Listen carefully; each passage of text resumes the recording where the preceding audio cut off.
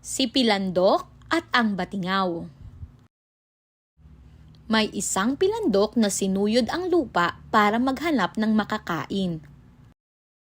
Dahil naghihirap ay kailangang kumilos, ngunit dahil sa pagod ay naisip niyang magpahinga muna. Huminga siya ng malalim at nabaling ang kanyang mata sa bahay pukyutan na mistulang batingaw. Samantala, isang manlalakbay na si Sumuson ang napadaan sakay ng isang kabayo. Kapansin-pansin ang marami nitong dala na mula pa sa mga bagay na ginuguhatan niya. Napansin ni Sumuson si Pilandok na nasa ilalim ng puno. Winika niya, "Bakit ka nandyan sa ilalim ng punong iyan?" "Ako ay naatasan ng sultan na bantayan ang napakahalaga at mamahaling gamit niya." "Nakataya ang buhay mo katumbas ng isang mamahaling bagay?" "Opo, isang mahalagang bagay ang batingaw." "Patunugin natin nang malaman natin. Maaari ba?" "Hindi maaari.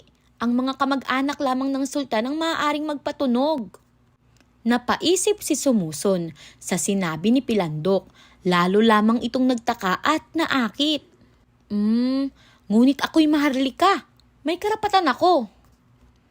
"Nakikita mo ang mga dala ko? Ito ang katunayan ng aking pagiging maharlika.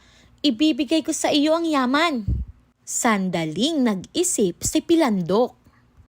"Kagaya ng sinabi mo, ikaw nga ay maharlika, kaya wala na akong karapatang mag-alinlangan sa iyong kahilingan." Nagkasundo ang dalawa. "Ibibigay ko sa iyo ang yaman ko." Nang maibato niya kay Pilandok ang yaman, agad namang tumakbo si Pilandok papalayo. Samantala, gamit ang matulis na bagay, buong lakas na pinalo ni Sumuson ang inaakalang batingaw. Naglabasan ang galit na mga pukyutan at sumugod kay Sumuson. Hanggang sa ito ay matumba, saka lamang nailigtas si Sumuson nang makita siya ng mga mandirigma.